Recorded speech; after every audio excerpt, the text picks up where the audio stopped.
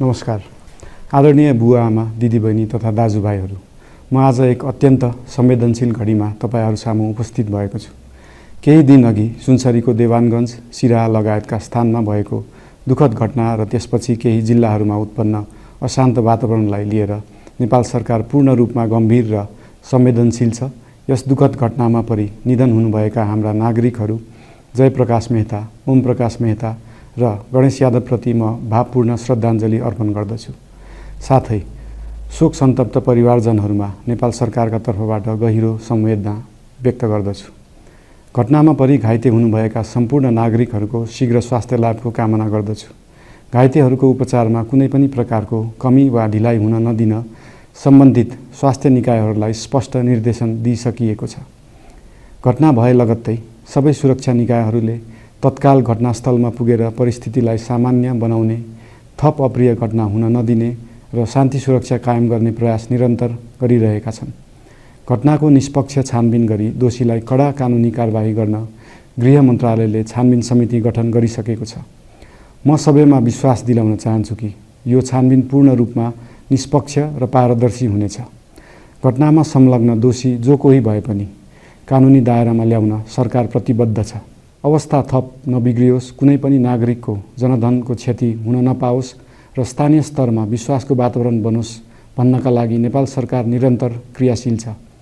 परिस्थिति सामान्यीकरण गर्न केन्द्र स्तरमा सर्वदलीय बैठक आह्वान गरी गहन छलफल गरिएको छ। स्थानीय तहसम्म जनप्रतिनिधि, नागरिक समाज, विभिन्न धार्मिक गुरुहरू, समुदायका अगुवा तथा सामाजिक व्यक्तित्वहरूसँग निरन्तर संवाद भइरहेको छ। स्थानीय स्थितिको प्रत्यक्ष अनुगमन गर्न, पीडित पक्षसँग संवाद गर्न र शान्ति सुरक्षालाई थप सुदृढ बनाउन गृहमन्त्री स्वयं सो स्थानमा पुगिसक्नु भएको छ। साथै देशको समग्र शान्ति सुरक्षाको अवस्थाबारे गम्भीर समीक्षा गर्न राष्ट्रिय सुरक्षा परिषदको बैठक बसी परिस्थिति अनुसारका आवश्यक निर्णयहरू समेत गरिसकिएको छ। यस्तो संवेदनशील घडीमा सामाजिक सञ्जाल वा अन्य माध्यमबाट असत्य, अपुष्ट सूचना, अफवाह, घृणा फैलाउने सामग्री वा समुदायबीच वैमनस्य बढाउने अभिव्यक्ति प्रचार प्रसार नगराउन अनुरोध गर्दछु। साथै सरकारी निकायहरूबाट जारी भएका आधिकारिक तथ्य र सूचना मात्र विश्वास गर्न विशेष आग्रह गर्दछु।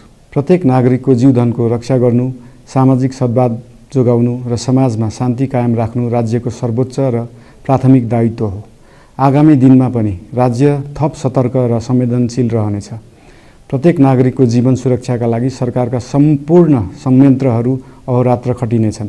शान्ति सुरक्षा भङ्ग गर्ने, अराजकता फैलाउने वा हाम्रो सदियौं पुरानो सामाजिक सद्भाव, सहिष्णुता र भाइचारा खलबलाउने कुनै पनि क्रियाकलापप्रति सरकार पूर्ण रूपमा सचेत छ र यस गतिविधिमाथि कडा कदम चालिनेछन्। नेपालको संविधानले प्रत्येक नागरिकलाई आआफ्नो धर्म, संस्कृति र परम्परा मान्ने मौलिक हक प्रदान गरेको छ।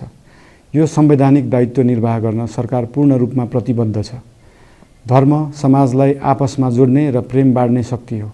संसारको कुनै पनि धर्म वा संस्कृतिले हिंसा, घृणा र विभाजन सिकाउँदैन।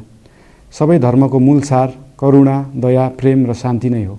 देशको कुनै एक स्थानमा भएको अनपेक्षित र दुःखद घटनालाई लिएर कुनै सिङ्गो समुदायलाई आरोपित गर्नु र देशका अन्य भूभागमा समेत त्यसको प्रतिशोधको आगो फैलाउनु कुनै पनि दृष्टिकोणबाट न्यायोचित वा न्यायसङ्गत हुन सक्दैन।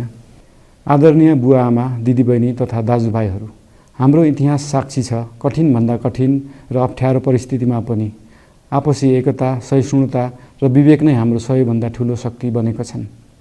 हामी सबैले जिम्मेवार नागरिकको भूमिका निर्वाह गर्दै यो सुन्दर र शान्त नेपाली आकाशमा मडारिएको अशान्तिको बादल हटाउनु पर्नेछ। हम आम नागरिक, नागरिक समाज, धार्मिक समुदाय, सब आदरणीय अगुवा, सब राजनीतिक दल आ जिम्मेवार संचार के माध्यम सबके धैर्यता आ संयमता अपना के शांति, सद्भाव, भाईचारा आ राष्ट्रीय एकता कायम राख के लेल सरकार के तरफ से हार्दिक अपील कर रहल छी। धन्यवाद।